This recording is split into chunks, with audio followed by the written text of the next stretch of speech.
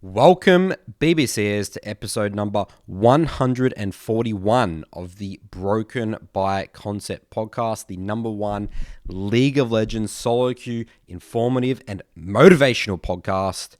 Curtis, SoloQ update. Let's go. Jumping in. Okay, I want to start by you've had some real life commitments going on. You haven't been able to play SoloQ this week. Flew to Perth for about a week for a family event, so I have I have not played League of Legends for a while. All right, so you've been out of the loop. So what's going on, Curtis? I wanted to share a little bit about my SoloQ right now. So as of now, of the recording of this BBC episode, I'm rank 5.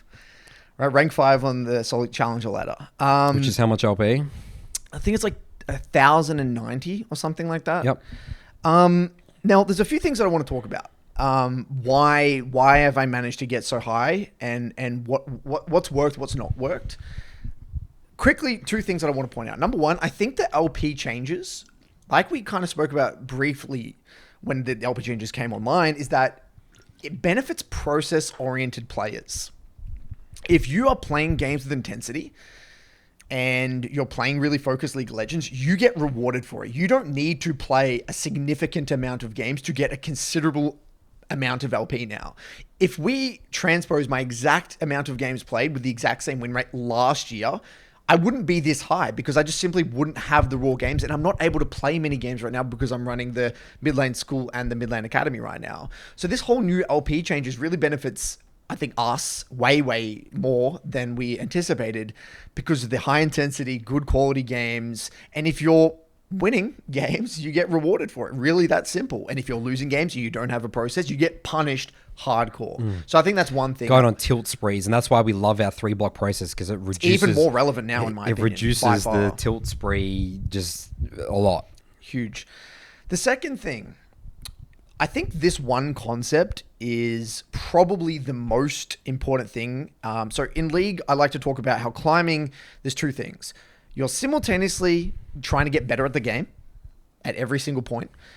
But in order to climb, you also need to reduce and manage self-sabotage. Huge. So there's two things. You got one thing that's pushing you up, and then one thing that is pushing you down, right? You're like fighting it. It's like it's like this shield you need to sort of to manage. Like you're like walking through like a minefield, and you got this shield that you need to continually maintain. That's right. You need to maintain this thing. And so essentially, last season, the previous seasons, I've been very bad at managing self-sabotage. I feel like I've got better at it over the years, but this year I've gotten much better at it. I'm like you guys. I have very frustrating blocks. I literally did this on stream the other day, streaming in my Discord, my games as per usual. I played a 2-block. 2 support games, 2 15-minute losses. Think about that as a block. 2 block, 2 secondary role games, 2 15-minute losses. And I muted after the game, and people were just laughing because that's my block, guys. Going to have dinner. Do you know how mentally taxing having 2 support games and 2 15-minute losses is? If that were me last year or even the year before, that starts a trickle-down effect of where I start my self-sabotage. Screw this role. I get very, very angry. And now, look, guys, I still get angry. I had to get off the computer. I had to walk away, get off the computer. This is where making peace with your blocks is so love important. That word, making peace with your blocks. Make peace with your blocks, guys. I'm going to give you an analogy for this one. Every single block you have, no matter how bad or good the block went, there is I imagine it, there's the recycle bin in your on your PC. A little bit of files go into that recycle bin. The worse the block was, the more cluttered, the more stuff that goes into that recycle bin. If you don't make peace with it, essentially what you're doing is not emptying that recycle bin. Every block you play without recycling, it gets more full. It gets more full. Your PC gets slower. You're performing worse. Before you know it, you've played a week of blocks. You haven't made peace with any of them. You've got this full recycle bin. You're getting dragged down massively. Your performance is getting dragged down massively. What you need to get in the habit of doing is removing things from your cycle bin after every single block. So you're coming into each block free, fresh mindset. You've let go and made peace with whatever's happened before, and you're just focusing on what you need to do now. In the past, I wasn't good at emptying that recycle bin. That was full to the brim, and that would cause my massive, like, again, losing 300-400 LP. That can't happen to me anymore, because now I'm very, very aware of where I'm at in my journey, and I know how I've gotten better at letting go with the bull crap that happens. Now I have my own toolkit, walking away from the PC, getting angry in the shower, whatever the hell it is. But guys, you got to find a way to make peace with it. I did a review today with Rolliant, Masterplus client in EU, and he had a few rough blocks, and he didn't empty that recycle bin, and that furthermore led to him playing incrementally worse and worse and worse League of Legends, until you don't even realize you're bringing in a VOD, and you're like doing crazy, terrible decision makings, and you're like, oh, what the hell? What am I doing? And he's like, this is not me. I'm just jacked up mentally, you know? And this is why I say League is two things: removing self-sabotage and improving at the game. And as we all know, League players are very, very good at self-sabotaging. We're all masters of self-sabotage because the game is so difficult. So I would say those two things, the LP changes and that promoting intensity and rewarding intensity, as well as the making peace with your blocks, are the two things so far in this season that have really helped me. Now, the season's got a long time to go. I don't know where I'm going to end up. I could drop down, whatever. My point being is that's what's helped me so far. So yeah, that's kind of where I'm at. Love it. And champ pool at the moment? Yeah, just basically stuck to the same pool. I think I've only gone outside my pool like maybe once or twice where there was like my champ pool right now is Yone, Cassio, Syndra, Ari. And there was one game was terrible for all of them, and I have Galio kind of that I have mastery on. There was a good Galio game, so I just played Galio and got a free win. Out. But basically outside of that, I've been sticking to my pool, nothing really fancy. But I've been getting a lot of secondary role though, which I'm still not 100% on. I'm not amazing at my secondary role, but I'm really trying. Okay, so that's a really good question, actually. I had a bit of a crisis after that two 15-minute losses. The conclusion, I really reflected on that one, and I said, what am I doing wrong? Like, what am I bad at support? Like, and I got into the details, and I realized, and this actually flowed on from a conversation we had briefly about support, and you said, when you play support, you're very good at support because you could track the enemy jungler. You know where you find it's your responsibility to track the enemy jungler. That's what I did. And I made it my miniature learning objective with support specifically was my job is to never get ganked and be aware of the enemy jungler. So now my mental stack is not really, I am missing opportunities in lane. I'm okay with that. But my goal right now is just to not die to ganks. And I feel like if I can not die to ganks and I can be aware of the jungler's location, I'm not going to carry games, but I'm not going to lose games. And I feel like that's actually helped me a lot as well. It's same with mid, Curtis. I mean, we've had conversations in the past before where, you know, you've obviously talked about it so many times. Your learning objective is to not die to mid ganks. If I'm a jungler and I lose the mid option, especially in the early stages, the game becomes a lot harder, especially ganking bot. Like if you get successful kills bot, the game can snowball very quickly as well, right? Way, yeah. So you really got to be careful. And again, it's not to say that you just sit there and you play defensive. No. It's just really simple rules for the support role. Because your mental stack is very freed up as well as a support. Like I feel like it's silly not to track the support as jungler as a support. It's just simple stuff. It's like, okay, my jungler's pathing away from us. I'm not going to heavy trade. Right? It's really that simple. Why are we shoving when our jungler's pathing bot to top? We should be getting shoved in here. That's right. Even if it sucks for the 2v2. Yep. And you could do little things, you know, like I play a lot of Norse and stuff like that. You know, I walk up and I pretend to queue and then like I don't queue, you know, you're putting out pressure. You're not just sitting there just getting, you know, destroyed.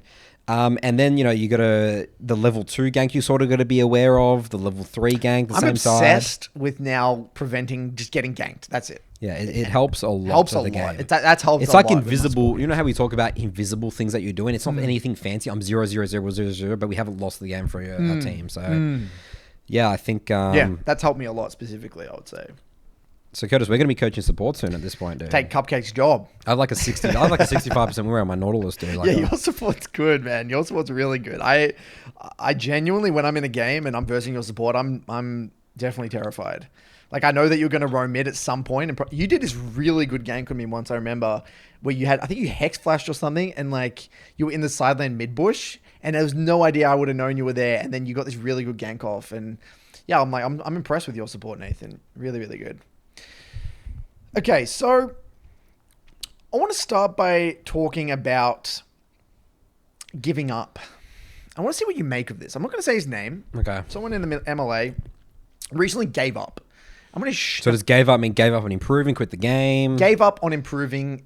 Yeah. He's Yep. still playing the game, like quote unquote casually. Yep. But he basically announced, I'm done. And kind of this is why. I want to share this with you. See what your thoughts are there. He said, I've done the process for a while. Been trying my hardest in ranked for 2 years. In that time span, I've gone from Grandmaster to Diamond 1. Nowadays, I'm just stuck in D1 purgatory, and it's not as fun anymore. I played 11 games today and went 6-5, but I was just bored. I think eventually you need to embrace reality and accept you won't climb, and the fun part of League is the improvement in climbing for me. And since that's not really happening, there's no real point. Funny enough, 5 minutes after I decided this, I relogged onto League to DM my friend something, and I got a chat warning for the first time in like a year, so I guess it's a sign. It's not worth my mental to continue, and I stopped equating my worth to rank anyways. I stopped myself from quitting before because I thought I was a worse person for not reaching Challenger, but I don't care anymore. I know League rank doesn't matter to anyone. Anyway, I'm sorry for spamming chat. I'll probably stay in the MLA because I like the community, and I'll still play ranked every once in a while, but I'm done with the process. I don't think it's bad or anything, but it hasn't helped me personally. Thoughts? What do you make of that? So, I mean, obviously, the other day, the trigger is that he hasn't gone from Grandmaster to Challenger. He's gone Grandmaster to D1, Yep. super demotivated. And he says, okay, well, what's the point? I've quote-unquote peaked. What am I doing here? I maybe just not enjoying the game anymore. Maybe he's really attached to the rank. We said, yeah, he says because he's not getting results and he's not quote unquote improving, he's not going anywhere, he's not having fun. Yeah. And would you say, you've reviewed with him a lot, would you say that his process is like really good? He's like generally really tried hard, or was things he still is just not quite getting? This is my thing, Nathan. I think I'm going to give you my synopsis and then let me know what resonates. So first things first, we know when someone anchors to a previous rank held, it already spells trouble. Like if you got an X rank in X season and you're holding on to that, Yeah, that's right. it's very, very hard to stay present and just really be curious and have fun in the journey, because you're always comparing yourself to what happened in the past. That's right. It's very hard. Even though you will have because this is what happened with me, right? Even though you have a process, it's sort of like a fake process. Yes. Because, you're doing these things, but at the end of the day, it still just comes back to, it's like, but I was Grandmaster before. I was Platinum before, and now I'm, in Gold. Now or I'm something X, like Y, that. Z. Yeah. Okay, so the first thing that really comes to mind is that it really bugs people when they get a higher rank than what they are doing now with the process, because in their mind that contradicts the entire idea of the process, doesn't it? Because like, if I just spam games and one trick this champ and I got to this rank, and now I'm doing the process and I'm lower, what does that mean? You're right, and they automatically kind of assume that like the process just doesn't work. Doesn't right? work, yeah. And there's many reasons. Yeah, because League's just so complicated, It's so guys. complicated. It's a certain style you might be really good at. The stars could have aligned during that period of time. I'm pretty sure he was a Vlad one trick right at Yeah. that stage, and the stars might have aligned. He got to go to a lucky win streak. His MMR was good. Vlad could have been somewhat good in the meta. He could have been really high on confidence. Anything could have happened during that period of time. You can get a little bit lucky for the short term. It's not like he was a hardcore high Grandmaster player genuinely, right? He was probably short term peak Grandmaster, drop back down, whatever it might be. He didn't have a good relationship with the game, etc. So when I hear that, again, my first response is, who gives a shit? What's happened in the past has happened in the past. That's a different season, a different champion. It's been nerfed. Different champs come and go. Many things can happen in that period of time. It's hard for you to take results from a previous season. We talk about this in the rank guide, season 13 rank guide episode, where you need to assume that you need to earn your rank back every single season. Assume if you're Diamond 4 starting off your placements, pretend you are a Diamond 4 player. Forget whatever's happened in the past. It's much easier to go about it like that. So I think that's one thing that's caused, like, again, we talked about before the mental baggage and the recycle bin. I feel like there's permanently something in that recycle bin that is left unaddressed that he hasn't, it's like a knot that he needs to get rid of, but he can't get rid of it. It's just there. And that's preventing his ability to stay present and focused and curious and getting into the details. That's my first hunch. The second thing is that I think because of that anchoring to a previous result, every single block is like, am I going to get the result now? Is it now? Is it this block? The short-term mindset. I feel like it's just like he's waiting for like some giant thing to just appear out of nowhere and give him all the results, and he's going to skyrocket to the whatever rank he needs to be. And again, this is expectations, and I feel like this is increment, like in a way, sabotaging his review process and lowering his curiosity and not getting into the details. I think that's really what it is. That's what I call a fake process. Fake process. Because I didn't work with this client at all, but at the end of the day, Curtis, we genuinely seriously believe that everything makes sense. Yes. Everyone's rank makes sense. Yes. We've never been confused ever by someone's rank ever. When someone's higher than me right now, there's 2 midlanders higher than me in OS right now. They are better than me. It's not confusing. No, the LP matches the rank every single time. Whether you want to be delusional about it or not, like there's a reason for it, and you can get there. You just got to be specific about what it is. It reminds me very similar when I was going through this, reading this again. Got a Zoe one trick in EU named Bonks, and he came to a review this morning, and like it was a tough game. It's a tough matchup, but there's things you can do better. It's like, okay, you missed an opportunity to kind of hold the wave on your side. You missed this all-in angle by miscalculating maybe a little bit of damage. You could have attended this skirmish better, which would have saved your jungler. It's like these little things, right? And when I'm going through it with him, I get this like feeling of like he's like, oh, it's like a negative experience for him. It's like he doesn't enjoy getting into the details in a way. It's kind of like, I feel like I'm the teacher giving homework begrudgingly, and I feel guilty. Yeah, they're aware that it's there. They know that it's helpful, but they're like, yeah, are you serious, man? Like, do I really have to do this to win games? Yeah, that's the vibe I get. And I'm like, well. Okay. And I said, this is what I said. I said, dude, because another narrative is that people have. I have this a lot with my coaching clients. Like, well, why do I have to do all this stuff that you're telling me? Like, they don't have a coach. They don't do all this sort of stuff. Like, it's just not fair. Yeah, that's what it feels like. But they're missing so many things that other players are doing. Again, they just because the biggest thing is like you could look at someone's gameplay and you're like, how is this guy in this rank, right? And you just focus on all the negatives in that game. Like you could easily do that for me and you in so many of our games, right? 100%.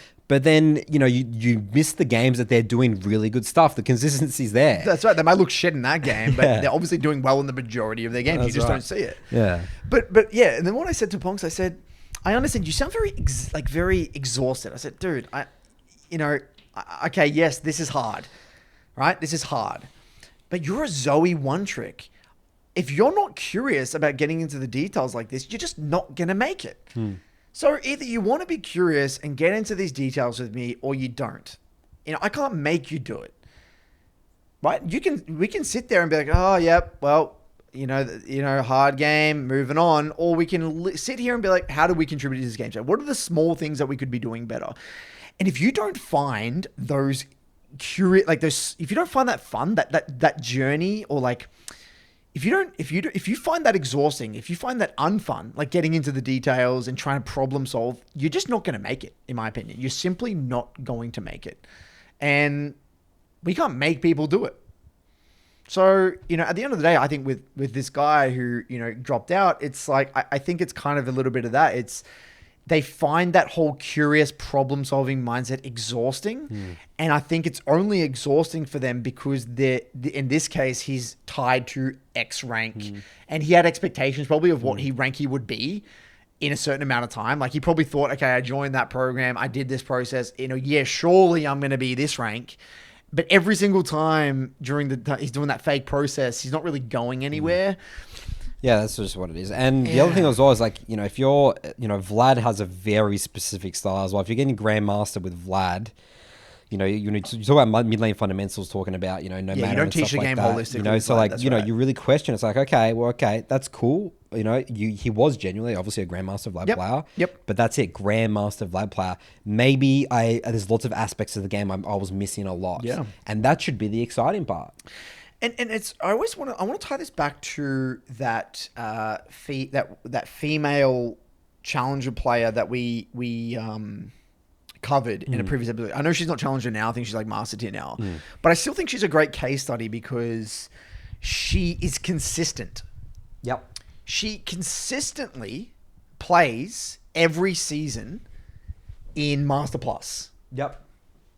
And really, she's having fun, and she says she enjoys the game and loves the game. That mindset she has is so powerful. That is what makes you good over the long run. She might never get high challenger, right? I mean, again, we're talking the 0.001%. That's the thing. It's so difficult. It's very, very guys. difficult, but that's why you got to have fun with it. It is fun, but I just think that like that curiosity beats people down. They can't do it sometimes. They do jacked up their expectations, and they're really not viewing it in a long-term sense. And they don't genuinely believe that the game always makes sense and they make sense. Like that, again, people watch this podcast and stuff like that, but and it makes sense. They don't really have our experience. They haven't reviewed 7,000 games. We empathize. It makes sense. So it's sometimes hard, and there's so much bullshit in the game, like meta and strong champ, bad champ, and this player's worse than me and all that sort of stuff. That it's just so much noise that can really push that narrative away. It's that there's a lot of things I could be doing better in my games. Yeah, and it ties into, there was an MLS, my below goal program. A client said something really, really insightful. He said, because he recently, one of these guys, he got to Eric. Shout out to Eric for getting goals. He reached goals with the help of the program. And he said something, I asked, can you write me what helped? And he said, well, I'm just going to point out one thing he said. He said,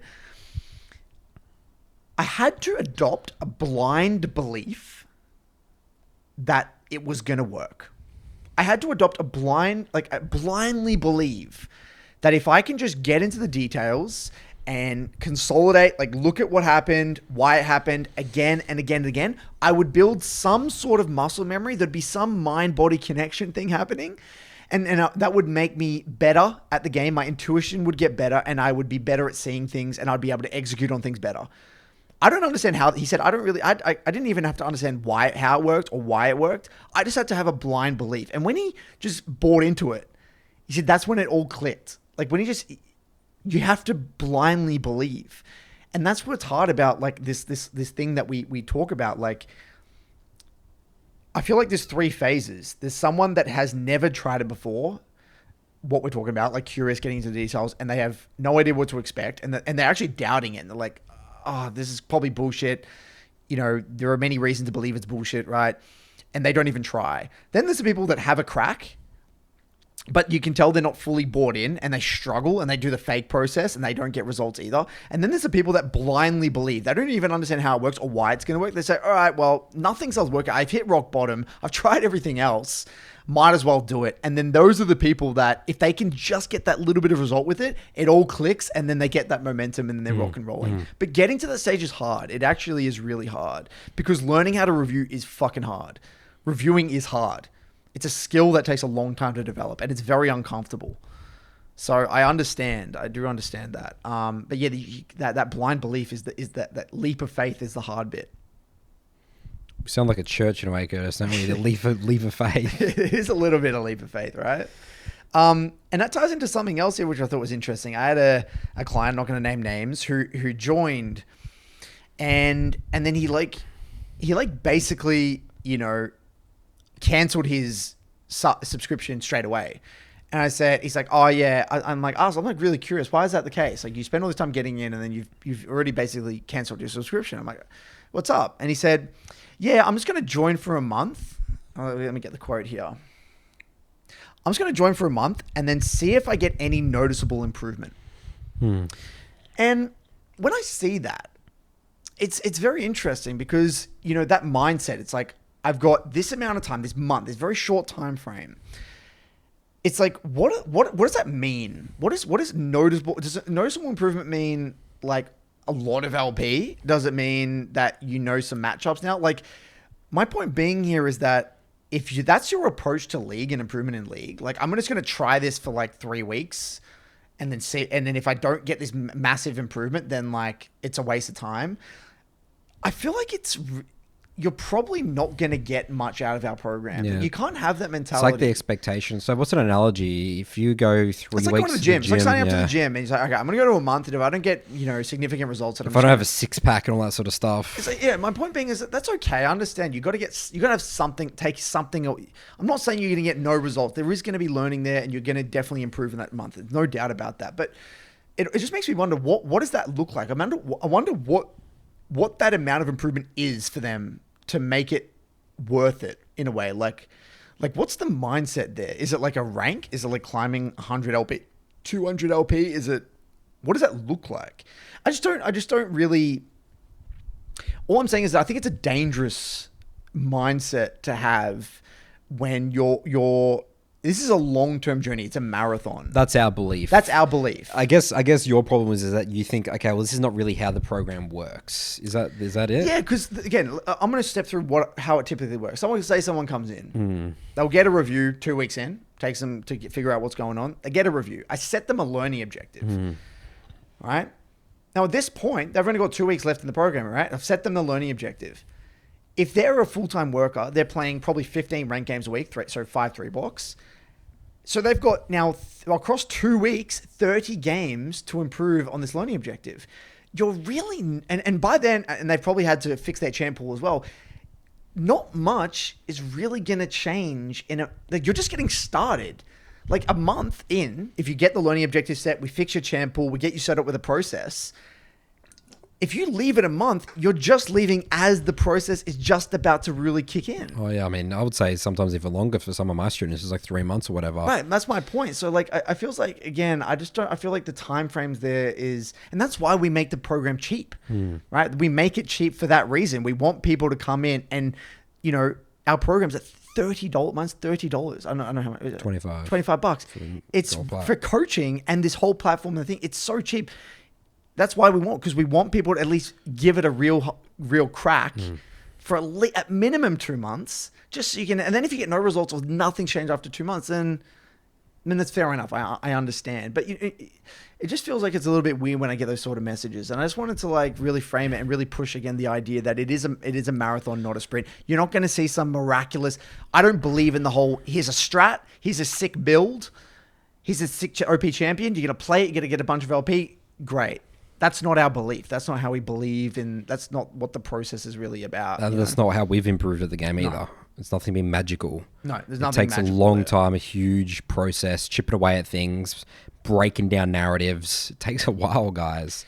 And Curtis, it goes back to the disrespect for gaming. Like, you said it's weird to you. I don't think it's weird at all. It makes perfect sense to me. Right. That's just me being it's a video game, and you just get some knowledge, and there you go, easy peasy. Right. Imagine going into like a swimming, like you want to compete for swimming or like a marathon or something like that, or any competitive thing, and you're expecting, okay, after 1 month, I have no knowledge, but after 1 month, I expect to be like here and like be really good. It's like, that's not realistic, is it? And again, that's just, people don't view League of Legends that way yet. And I think where this boils down to is the lack of respect for the execution of the game. And this is what I've really been pushing right now is League at a knowledge level is actually not complicated. It's actually not. The game is actually very simple in terms of individual concepts. Let's take mid lane fundamentals. Warding, leaning, basic threat assessment.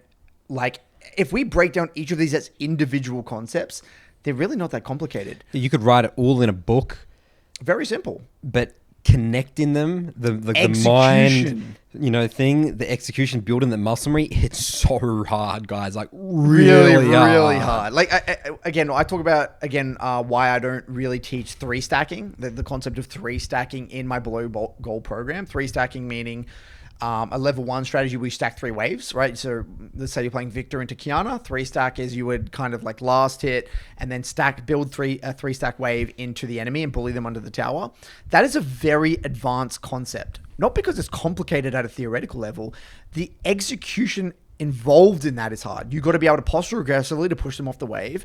You got to do this without dying to ganks, get a good quality ward timing. You got to not miss CS and not overshove. You don't want to AoE the wave with a high value E because then you'll be a 2-stack instead of a 3-stack. There's all these things that go into that it's execution. The execution of these, say, 5 or 6 concepts together is what makes League difficult. Consistently at every moment of the game. And think about how many mistakes you could possibly make in 30 minutes. There's a wave every 30 seconds. You can make, in my opinion, off the first 3 waves, you can make, in my opinion, probably between 5 to 10 game-losing mistakes in the first 3 waves. Like legitimately, not getting a ward out, not leaning, mismanaging your wave, poor tethering, poor trading, missing all your CS. The list goes on. The list goes on. I guess for jungle, it's a bit different where the way that it is like, okay, one bad gank can make the game really hard for you or even lose you a game. And figuring out all the criteria that all that information that goes into that one gank is the very difficult part to know. Where's the enemy jungler? What's happening with the wave? What's the matchup? What's my win What abilities have they used? What's the HP? How much gold's in my inventory? Do I need a base soon? What camps are coming? What are the consequences of me showing on the map right now? There's a lot goes into that. Even when you're executing the gank, did my laner just burn all the abilities? There's so much execution. The angle in which you're coming in could have been optimized. Did the enemy of your abilities? Was I looking to the enemy champion warded at all? Should I go camera panning issues? Should I go that way or the other way? The list goes on. Yeah, and this is one gank. Yeah. So I've got a conundrum, Nathan, that I don't know how to solve here. I need your help. Sure, let's explore it, Curtis. Okay. Yasuo. Yasuo. I do a lot of Yasuo coaching. There's a lot of Yasuo players. Yeah. Decent amount of Yasuo players. Not a lot, I would say decent amount of them. And they're all very similar, around a very similar elo bracket. A lot of them are like high diamond, low master. All hover around there on actually basically every server, NA, AU, and OS. And they all struggle with the same problem. So the conundrum goes as such. We know Yasuo is a champion that provides very little utility and is... you need to understand your limits extremely well. Would you agree with that? Absolutely. Right? You need to know your limits very, very well. Same, any skirmish-oriented champion, whether it be Fizz, Katarina, whatever, you need to know your limits extremely well. Because if you miss an opportunity, that can be massive. Now, in order to understand your limits, you need to limit test. Right? You need to go in and you need to die. You're going to make a lot of mistakes. You're going to lose a lot of games for your team. Okay? At the same time, we also talk about the idea and the concept of high percentage League of Legends. I've noticed with, we're going to say Peter, who's the OS Yasuo player, when he takes high percentage plays and says no to a lot of like more risky plays, he tends to have more success in SoloQ and wins a lot more games. The problem is that he says, well, how do I know if I'm just not pushing? How do I know if I'm actually missing opportunities or not? And how do you consolidate the concept of understanding your limits, developing a good understanding of your limits as a skirmish-oriented champion, with also taking high percentage plays and climbing in League of Legends? Because he says, well, when I limit test, I lose. But if I... Does he learn? Yeah, and you learn, but you're not really going anywhere. And he's saying, well, where do I draw the line? How do I know to... He's like, when I watch PZ Zhang, he'll make these plays and he'll outplay and he'll win the game that way. He'll take these plays where it does look a little bit risky on the surface, but he plays it well mechanically and makes it work. Yeah. And sometimes I feel guilty as a coach saying, you should be only playing high percentage League of Legends, because then at the same time, if they only played high percentage League of Legends, they actually will get pretty bad at the game. They wouldn't be able to push that limit, especially as a Yasuo Sometimes player. you can get worse, especially with those type of champions. Like, That's you got to right. get aggressive and get. You got to get aggressive. You know that meme of that like old guy, and he's got like the graph and it says the more you fuck around, the more you find out. Like, have you seen that graph of that guy? No. All right, today we're going to talk about how we can find out and how much we can find out and what it takes to get there. So first we have to decide how much do we want to find out. So let's say in this case, I want to find out at a level of 7. Okay, so I find that level on my graph, and I come horizontally to my gradient line. Where it intersects with my gradient line, I'm going to come straight down to where it intersects with my fuck around line. That there is going to tell me how much I have to fuck around to find out what I need to find out. See, as you can see, the more you fuck around, the more you're going to find out. And also, if you stay down here and you never fuck around, you'll never find out. So I hope this lesson is helpful. Thank you. Right, so yeah, it's like this guy. He's got like literally a line like the what's the x-axis and the y-axis, and on the x-axis is fuck around, and the y-axis the more you're gonna find out, right? So right, you know, there's a it's like they're correlated. Yeah, so the idea, sort of the way I sort of think about it, and I'm really blasé, especially my high elo, reviews, like, as long as you are aware that you fucked around, right? You'll find out, like you limit test there, that's the key thing. Like I don't feel like it's just one mode where like you go into a game and it's like, okay, I'm only taking high percentage plays, and then I'm not taking any risks. Like take high percentage play, like here, there, you've experimented with that, and then just fuck around a little bit there, So and then go back to maybe some high percentage plays, and then, So your idea is that it's not always limit test, but it's not always high percentage. You're just trickle them in a way. Is what you're saying. Just fuck around a little bit. Like at the end of the day, I need a definition of what limit test looks like. Like you're not just like literally like taking like a 10%. I'll give you an example. I've actually got an example. You got an example? So let me know what you make of this. All right. Okay. This is a great question. He said this was a situation in my game. Okay. My team was losing topside, and they had a strong vein splitting vein, 3-1. I saw everyone on the map, and I decided that if I didn't take this 1v1 and let her free farm, then we probably would slowly lose. She has the same items as me and is one level below, but I don't know her summoner spells. I have mine up. I take the 1v1 and win, get to farm bot, deny waves for about a minute. Is this not a pure micro test, even though I viewed it from a macro lens? We both have the tools to outplay each other, so the micro element is very uncertain. And, if he had summoners, maybe it wouldn't have worked. What do you make of that situation? What do you do? Yeah, so, I mean, there is a learning from that still. Like, okay, I should really pay attention to see people summoner spells, right? Like, that's something that is handy. Yeah, the flash thing is actually really important in high elo, because a flash can win you a game. Yep. Like I can think about so many games where I didn't think about the enemy having a flash, especially because I play champs like Vi and Jarvan and stuff like that, right? Yeah. I lose games real quick from that sort of shit, right? So I literally, my mindset going into those type of plays is like, I'm going to fuck around, I'm going to find out, right? I'm aware of the risk. And if I lose the game from it, I lose the game from it. Okay, so you're saying that as long as the client is aware of the risk, that's all that matters. Yeah, it's fine. And then they just think it's not going to be perfect all the time, Right. Just chill out. Like at the end of the day, I don't think those type of like limit test situations, I don't think in the long run, that's like what's holding someone back. Right. I genuinely don't believe that, because I did it for myself. Like I'd say that definitely, like that would take me like a lot.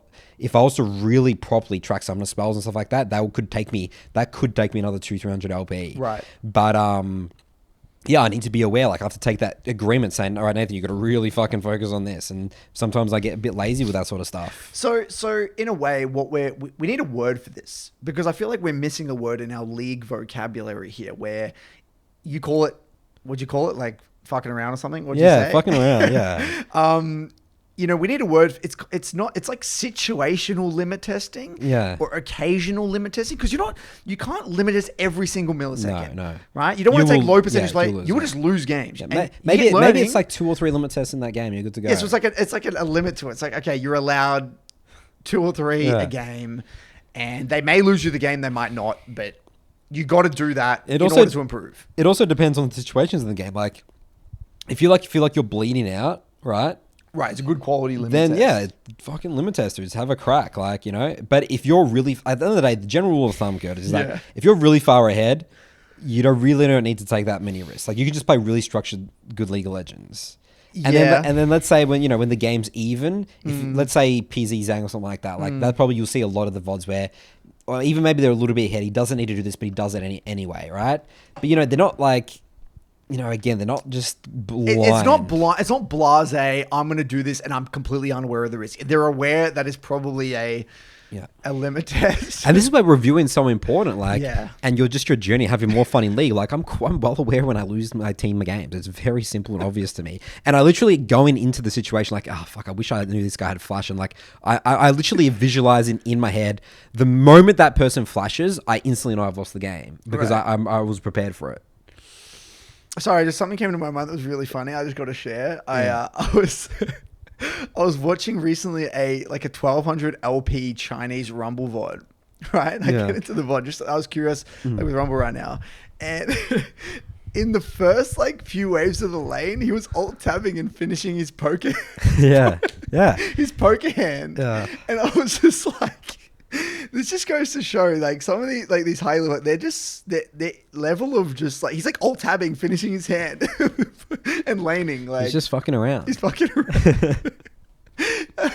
I was just cracking up. But sometimes it's you have so much champ mastery and just game sense where he's a one trick. At the end of the day, if he. And let's say, what was it, the early game lane phase or something like that? Level 2. He's not doing that at 15 minutes in the game where the game pace is way speeded up and stuff like that. Maybe Rumble Mid's pretty self-explanatory. Maybe just pushes the wave and then just chills out for a little bit. It's just funny. So, and I think that real chill. I mean, again, I don't want to say chill because playing with intensity is important. It's just a level of confidence. It's a level of understanding that in the long run, by reviewing these limit tests, you will increment. You're on the right track. Yes. It's not like I'm blindly throwing shit at a wall and oh, here we go, another limit test. The limit test is intentional. It's intentional. And you'll learn limit so testing. much from that. It's I know this is a bit risky. I'm going to do it anyway and see what happens type thing. And again, that's not every moment. So it's situational. Yeah, I like that. I think that's a really good way of doing it. And the other thing as well is I can think about so many situations, going back to Rek'Sai and Flash because it's so important, right? There's situations where I'm in a game and I'm not where someone has flash. And then let's say I'm a bit more defensive and stuff like that. And during that time, I'm sort of aware that I probably should have gone for that. I feel like I might be losing the games. Because remember, you lose windows really quick in League of Legends, right?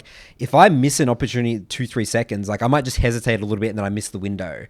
And then that's where I'm lacking a bit of confidence there, or I don't really feel like fucking around. But then I review that and it's I should have. But again, it just goes back to that's a learning objective, just tracking flashes better. Tracking flashes, yeah. Right, and that's just a very, very good learning objective. Yeah, I think that's a really good way to approach it. I like that. I'll send Peter to watch this and the other players. I've got one last thing before we move on. Wait, let me just quickly change the camera battery. Right. So last thing before we move on to the Reddit section. Okay, again, going to let this person remain anonymous. Hello, my boyfriend, who is also my duo, thinks he's having a hard time keeping up with me. I'm pretty sure it's because he's not as bought into the process as I am. He believes that VOD reviewing is not worth it because it's unfun and uninteresting. This is because whenever he VOD reviews, it's already, quote, stuff that he's already seen, end quote. So he's not learning anything. He claims that he's tried VOD reviewing for 2 weeks with no progress. He truly does want to improve at the game, but he can't because he doesn't have fun with reviews. How can someone like this change their perspective on the game and derive enjoyment from the review? Okay, so I want to talk about my response here, and then we'll go from there.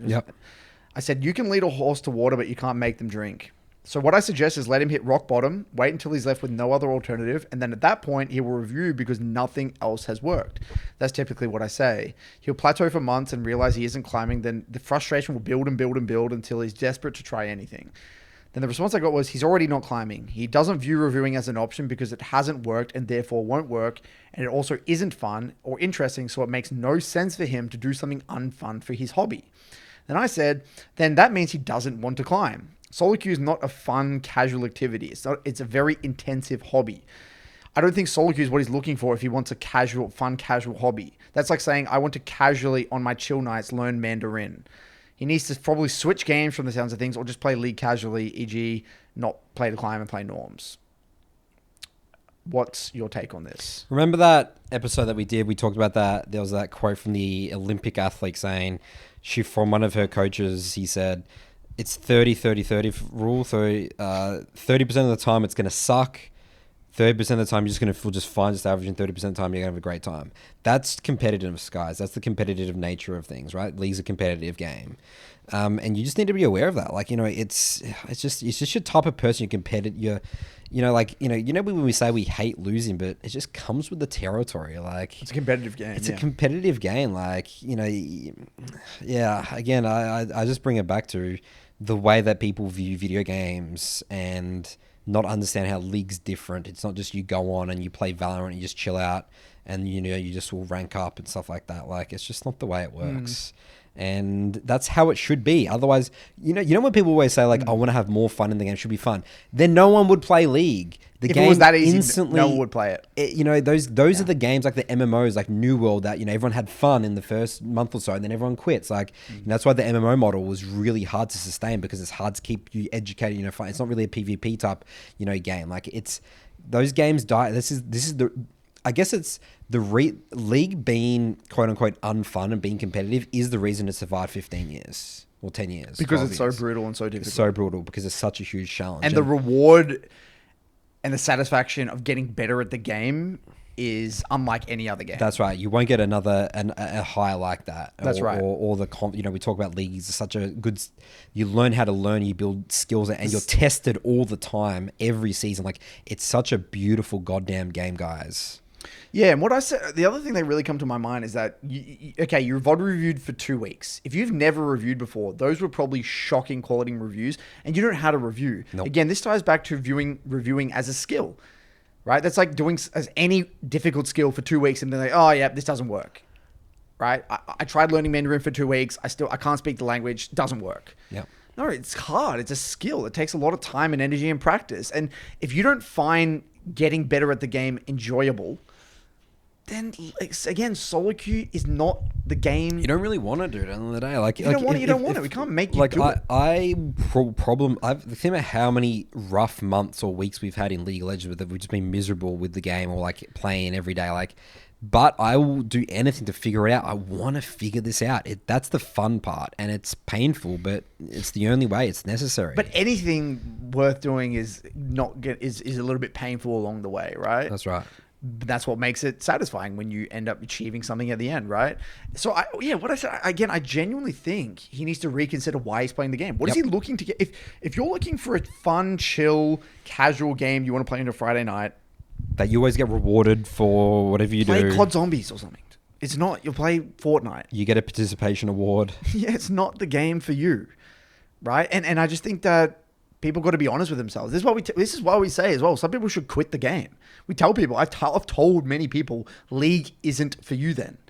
There are many other games out there. You don't need to play League, right? I think it's important for people. This is, again, a great reminder, Nathan. If you don't have a clear why as to why you're playing the game, then you need to do that introspection. The David Goggins quote, the most important conversation you have is the conversation you have with yourself. Mm.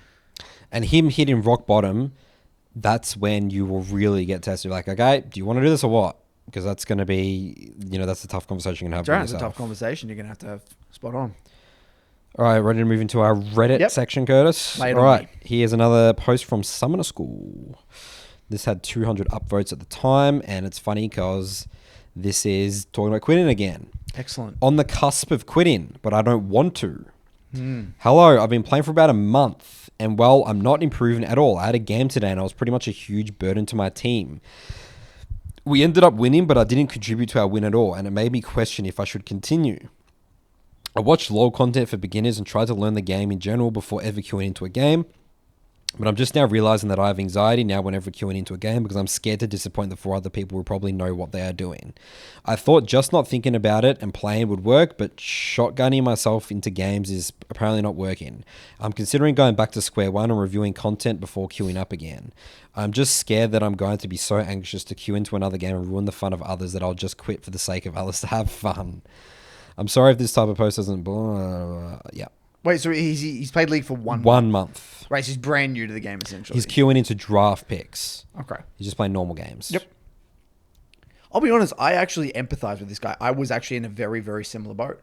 I was nervous to verse... So again, when I started, I actually played bots on my team with bots on the enemy team. I didn't even play at the start with bots on people on my team. I didn't even have that at the start. I was like literally bot v bot type shit. And I remember when I started playing with other people, I remember the first time I saw a Tryndamere on my team, and he was on my team. We're still versing bots at this point. Yeah. And I was so scared. I'm like, oh my God, Tryndamere, this guy looks so good. This guy's so good. Oh, these are the guys I'm going to be versing. So I played only bots for so long. And then finally I mustered up the courage because I was nervous as well. I'm like, oh my God, like I'm shit. And I started versing other people. And I'm like, I wasn't doing amazing, but I was doing like slowly getting there. But I was shitting myself. I was the exact same. I was nervous in normal games, right? But you just do that for ages. I did hundreds, borderline 1,000 games.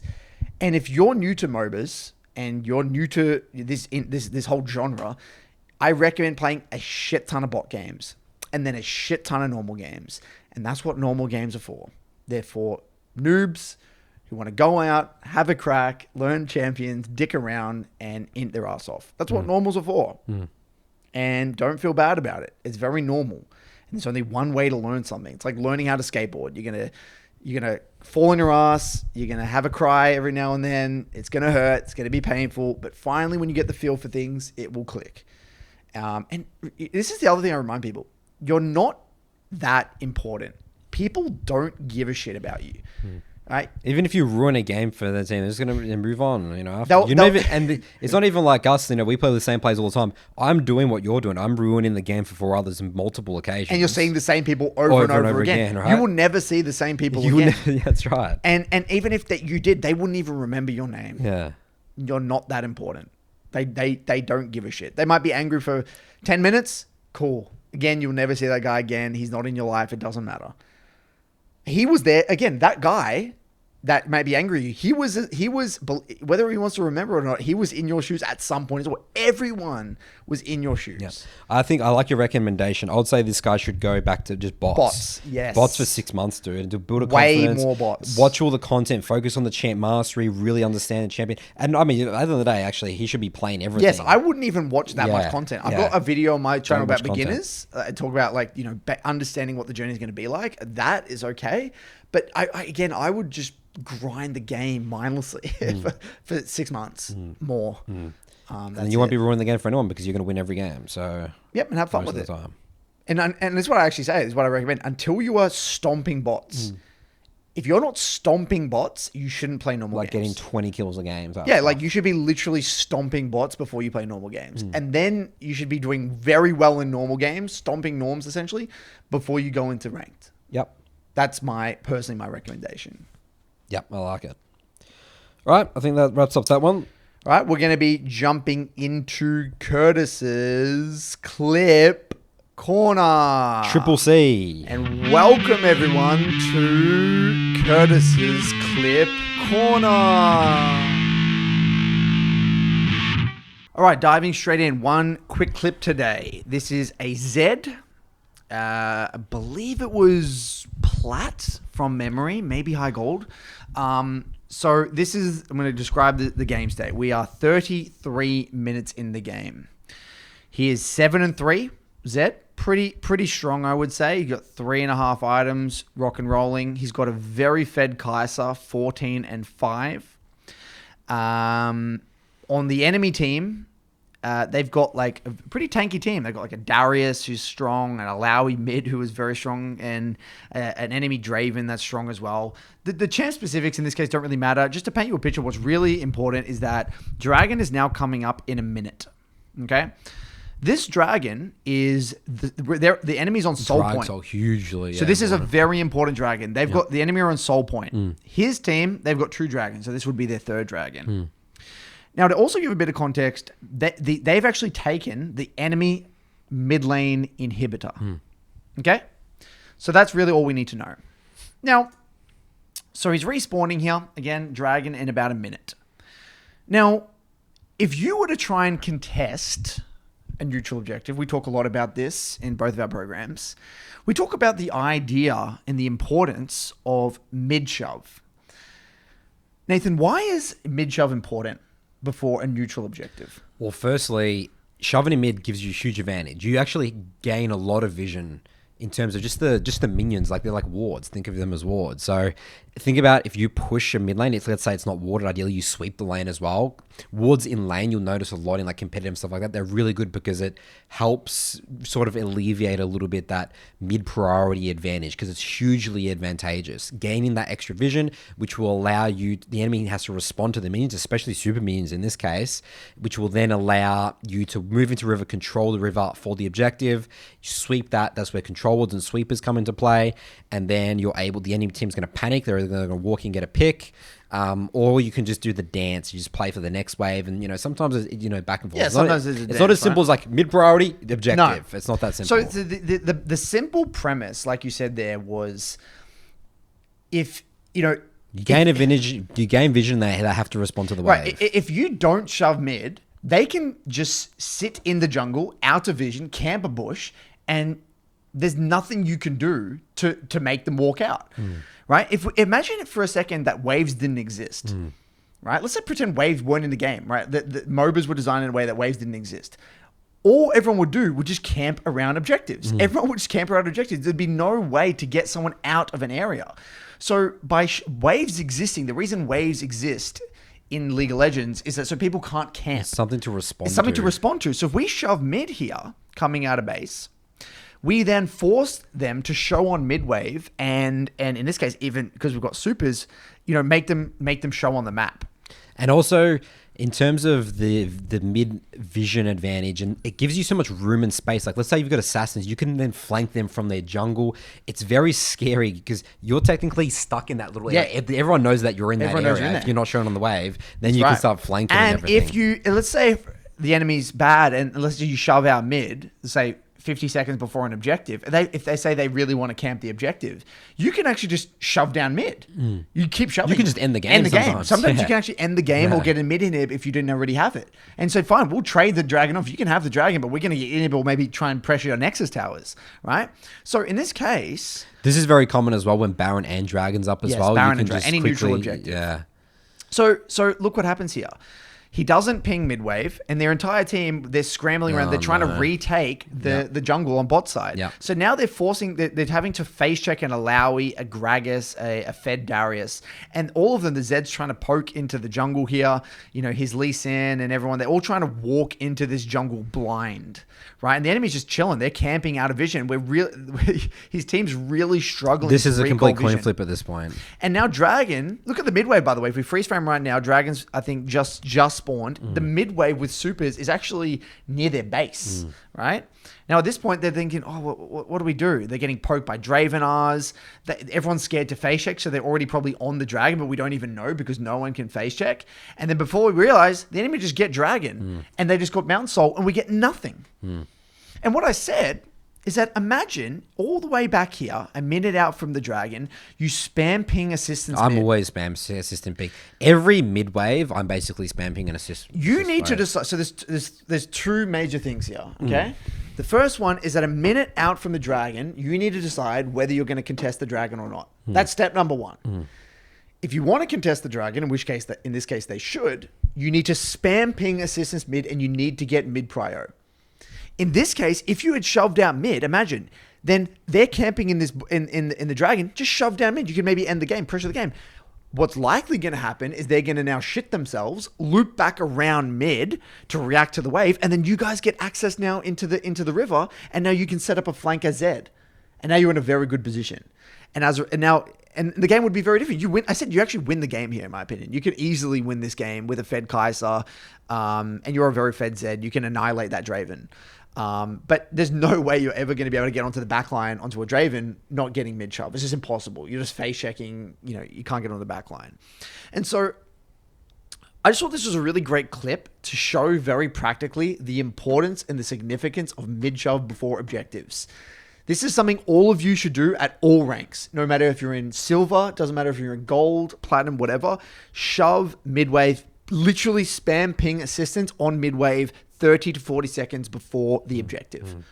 I tell you what, an exercise as well is go watch a competitive game, any competitive game, and go to the mid game of the game. Next time you're watching an esports event or something like that, and pay attention, how are both teams responding around mid? If you actually realize what competitive mid game is, it's all about mid priority and mid wave. Obviously, side lanes is obviously an X factor, and that comes into play, but watch how much they're emphasizing it, because that's basically the game. It's a dance. If you lose mid control, you lose side lane pressure, you can lose control of your jungle. It's a dance. It's a dance. And in competitive, really what mid game really is very simply is...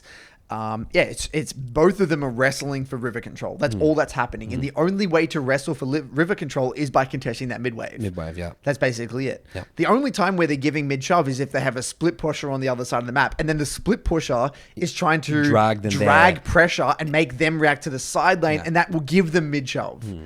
Right? So it's a dance of pressure around the map.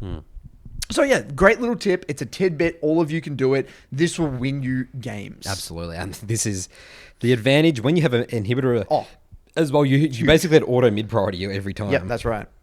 It's very effective. Great clip, Curtis.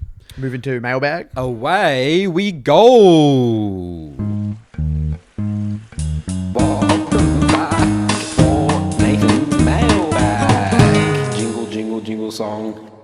Alrighty then. Our first question here is from an anonymous person. Title of this email is Trying Your Best and Failing. Hi, Curtis and Nathan. First off, been listening to BBC for a long time and love it. Thanks for the show.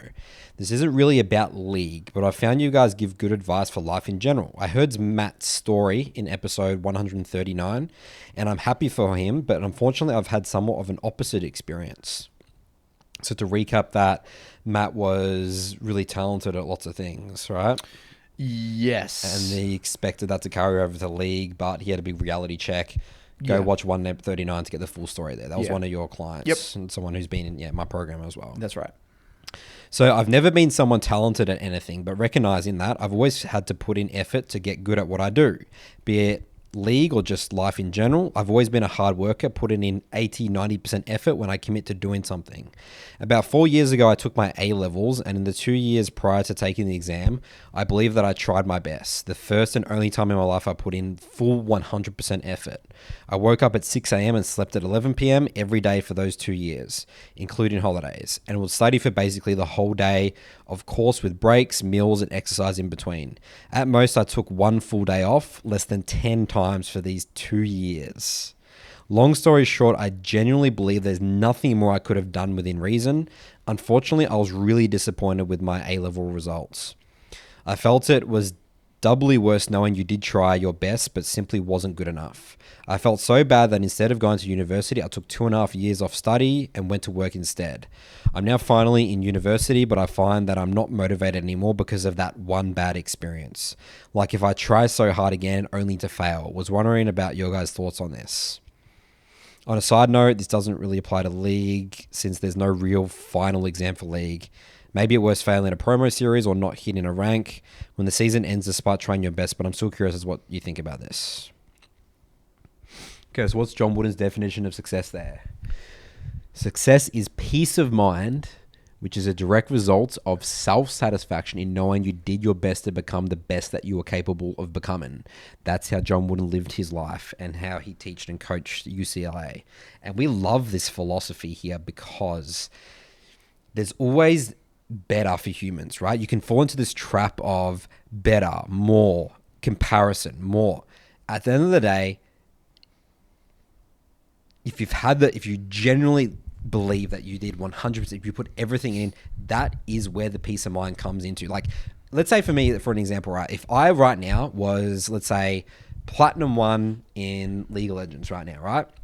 And I had a serious conversation with myself. I did absolutely everything I did, everything like that. Then that's the result. Like, sure, if I get into that mindset of comparing, it's just not about comparison, guys. Like, I'll be very comfortable with that. Like, let's say right now, like I'm sitting in, low challenger, grandmaster, stuff like that. I'm aware of the effort I've put in. I think I could be putting in way more effort. But like, that's, I have peace of mind. Like, I've accepted that. Like, I have lots of fun with the game. I love playing my 3 blocks and stuff. I'm not like, damn it. Like, I tried really hard and then I failed. It's like, go watch one of my favorite documentaries. I've mentioned this before on the podcast, Where Dreams Go to Die. And I just love that so much because that's someone, right, who is pushing the limits of what humans are capable of and still getting so close but failing. And it's just so inspirational because that's what being human is in my mind. It's just so like he talks about the documentary really disappointed. He really wants to achieve this goal, but at the end of the day, he loves the marathon run. He loves pushing himself. If he didn't do that, he would be even more upset with himself. What do you think, Curtis? The other documentary that we should mention is Meru. Yep. Right? I don't spoil it, but a similar thing happens in that documentary as well. I think you've hit the nail on the head, Nathan. I think John Wooden, is a very inspirational figure for us because of, that very quote. And, he himself wasn't the most talented person, right? He worked at something for 40, 50 years, whatever it might be, to get very good at his craft. And, the harsh reality that we all face at some point in time is that life isn't fair. We're not all born equal with the same opportunities, with the same. That's just the reality of life. You're gonna face that at some point in time. We've all been there. I've had times in my life where I'm like, how does that person do that? How is that person able to do that? And then they're not even. I'm putting in so much more effort than them, and they're way either bigger or stronger or better or whatever it might be than me. And yes, it can be in a way a tough pill to swallow at the start, but again, quotes like this, and when you learn of people's stories that own how kind of fucked up they are and how imperfect they are, they end up being a lot more happier in the long run. Again, I think we should also talk about David Goggins. I think David Goggins is a great role model for that specific thing, right? He was the definition of, he didn't have the opportunity. He had a shit upbringing. He wasn't really naturally gifted at a lot of things. He failed a shit ton, but through very, very, very hard work. And again, I remember there was a thing we talk about, my favorite part of that book. One of my favorite parts of that book is when he talks about his trying to pass an exam. I think it was some military exam or whatever. And he had to study like 5 to 10 times harder than anyone else just to pass this exam. But rather than complaining about that, he uses that as like fuel. It's like, wow, look at what I'm capable of doing. Like these guys, they're doing everything on easy mode. I'm doing everything on hard mode, and I'm still at the same level. And he could sit there and complain and never cry about that, right? And be like, that's life's unfair. But no, he like uses that as fuel to become, in his mind, the toughest man on earth. And I think, and again, I'm not saying, I don't believe in everything David Goggins says. What this podcast is about is taking inspiration from everywhere, whether it be Bruce Lee, we got Tom Brady here, we got Max Verstappen's car, we got David Goggins, Jiro Dreams of Sushi, we got John Wooden, and we reference these other documentaries and things. There is no one way as well. I think first things first, I don't want to, this can come across very, again, I haven't been in your situation.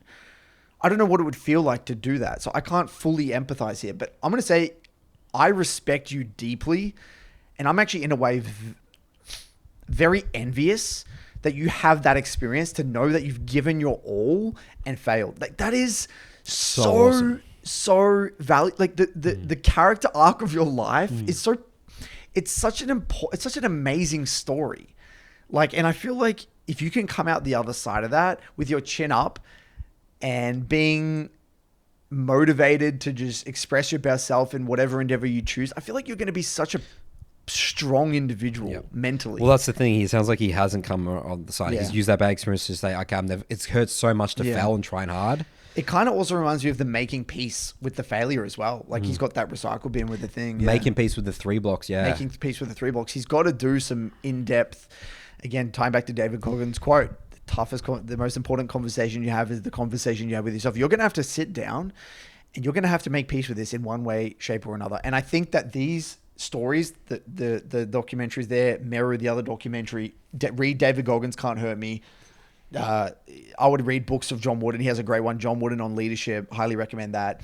Get inspiration from other individuals that have dedicated their life to crafts and still failed. John Wooden didn't win a single championship or something. It was ages. I He can't didn't remember. start winning until he was 40 He was something, like 45 20 something like 20 that. years into coaching or something like Yeah. that. He didn't win a single thing for 20 something years. Like, and I love these stories because he could have easily given up. He could have taken the high road, and he didn't. So again, I'm not here to say it's going to be easy, and I don't really have all the answers, but all I'm saying is that you need to branch out and you need to get inspiration from other people and read a lot of books of other people's stories. And I'm sure there's something out there that you can latch onto that will help you make peace with this. But I think you need to address this before you move any further, because ultimately this is probably holding you down from enjoying your life. And it's going to be on you to try and figure this out. And I know it's possible. It most definitely is possible. Yeah, might have to own his identity, as you said, that it's everything that you do. If you want, insane results, it's going to take you 10 times harder than everyone else. Just own that. I think that David Goggins' book, Can't Hurt Me, would be probably the most important one to read for him. Yeah. Because he has a lot of great pragmatic activities in there as well that you can do that help you own your identity, and rather than like viewing it in a negative way, viewing it in a positive way. And I know that book we did it in the book club, helped a lot of people. We always reference that, yeah. So highly recommend give that book a read. And if you do give it a read, I'd really appreciate it if you wrote back in at some point and give us a bit of an update. So I don't know if we really answered your question. I think that's the best we can really say, because when we're not therapists or whatever, but stay in the fight. I think that's my last thing. All right, next one here is from Omar. The title of this email is "Am I on the right track?" Hello, Nathan. It's just to me here. All right, here we go. Maybe you forgot your name, Curtis. I've been playing. Omar, you're gonna get roasted by me here. I've been playing League since, I guess it's for Nathan's mailbag. Okay. It's just purely addressed to me here. I've been playing League since 2021 and made it my goal to get to Platinum on my first season for ego reasons. Most of my friends that play League have been playing for years and never got past Platinum. And me being a high elo player in Valorant, CSGO, and Rainbow Six, always just assumed that they were just bad. I actually made it to Plat 3 with over 1,500 games in the season, one trick in Shen, switch into mid and playing Yone, and switching back to top lane and realized how hard the game was, but never actually respecting it. Last season I played mostly flex Q and other roles to have fun, but this season I set my goal in Diamond. I've been playing mid lane mostly this season, Victor, and I am currently in Platinum 2. Sometimes the game feels impossible to win and I have a problem insta-queuing and going on lose streaks. How do I break out of this? I've started to review my games and it's frustrating seeing very easy mistakes that I know I should have never do. Am I on the right track and should I keep spamming games? Well, I think, man, this really all boils down to what he said, but he doesn't respect the game. League, again, is not a complex game, man. It's a very intensive game on your mental and on your mental stack, right? And with Victor especially, what you need to do as Victor is very simple. You need to farm well, you need to be at fights early, you need to not die, and you need to be able to poke and manage your waves properly and reset well. Like individually, these concepts on paper don't sound that complicated, but try doing that into a multi-threat comp. Try doing that when your jungler's getting invaded. Try doing that when there's river skirmishes left, right, and center. It's hard. Right? So having a deep respect for the difficulty of the game and especially the execution element of the game will help you. And I would say reviewing and spamming games is definitely not the right way to go about it. And you probably need to get very specific as to why you're dying, why you are struggling, what's happening in those very hard games. The question you should be asking yourself is, okay, this is a hard game. How could I have made the game as hard as possible for the enemy to win? How could I have made the game as easy as possible for my team to win? What are some things I could have done to stem the bleeding? What are some things I could have done to prevent these deaths? Were there any signs for these deaths? What would I do next time and how would I come to that conclusion? These are the sorts of questions you need to ask yourself, getting very curious into the details. I really think it's that. That's simple. I mean, that's not simple, but it's simple and not simple at the same time. I mean, he literally said it here. He says he's just started reviewing games. We talk about how hard reviewing is, and that takes ages developing still that to build. skill. Yeah. And he says it's frustrating seeing very easy mistakes that I know I should never do. Welcome to my reviews. Welcome to everyone's reviews. But I don't want to say that. I don't like that. Okay, I actually, I love this. I forgot about. I was going to mention this on one of the other episodes. When I hear people say, "Oh, I made this basic mistake that I shouldn't have made," you know what I say? You were always going to make that that's mistake. right. There's no such thing. As shouldn't have made it, or I wouldn't make that. No, you did, and you. That's always my level would of have. play. That is your level of play, dude. No, you were always going to make that mistake. Realizing that, coming to terms with that is hard, but the reality is that is your level of play. You don't have if you were that consistent and not dying, you would already be Master Tier and Challenger by now, whatever. That is, Challenger level League of Legends isn't overly complicated, but what it is incredibly consistent. Very consistent. Right? So yeah, like owning those mistakes, that is your level of play, not making the excuse, I shouldn't make that. Or there's no such thing, like, I don't even know what a basic mistake is really nowadays. Is it the word fundamentals? It's just a fundamental error, but that doesn't mean it's easy. No. Right? It's a fundamental error. But that's like, what League of Legends. Welcome to League of Legends. Welcome to League, dude. You're going to die to level 3 gangs. Fix them. You're going to overwhelm your mental stack and mess up your flash. Welcome to League of Legends. You know? There's no crazy fancy strategies that just doesn't exist. No, it doesn't exist. So yeah, he says I'm on the right track. Should I keep of. scamming games? Like, yeah, sort of, but not really in a way. Like, no, you need to be playing. So I would say, you talked about spamming games. You need to be playing less and start focus on your review process. That's right. He's kind of past that phase. He's already got 1,500 games. Yeah, He's played got so plenty much. of games. You already know all the champs. You've got that muscle memory. Now you just got to start refining it. You're in the smoothing stage in a way. Yeah. All right. Moving on here. Next question comes from Fort. The title of this email is Counterpicking. Hi, Curtis and Nathan. I was wondering if you could give me some thoughts on counterpicking, in particular specific counterpicks outside of my champion pool. I'm a top laner. I mostly play Fiora, Tank San, and Tryndamere. However, against specific matchups like Fiora or Quinn, I will counterpick Malphite because it's a hard counter, easy to execute, and I know the matchup very well. Another specific counterpick is Cho'Gath into Sion, because his game plan is similar to Sion's and the matchup is very favorable. Do you think this is a viable option, or do you think it's overall harmful to my journey? I have strong opinions on this, Curtis. Oh, you start then. So top lane might be different to jungle, but I still do believe this. I strongly believe that the moment I start thinking about champions and counter picks, I just get worse in the game because my mind distracts from the fundamentals in a way, and it's easy to cop out and just say, oh, this champion's bad and good into this. It really depends sort of what rank for it is, I would say. Counter picking, especially for solo laners, I'd say is like pretty important. Would you say master tier and above, or high diamond and above? This is the thing, is that I feel like a hypocrite for not to saying no, because I do that. Like, but I don't pick these champs knowing that I don't have mastery. I will only pick champs I have mastery. Like, I've played hundreds and hundreds of games of Galio, right, over many seasons. And there are some games that the stars align, and I know I'm just going to get a 15-minute win by playing Galio. Yeah. Right? And I will pick Galio, and I win those games every time. So that's what I do. I literally do that.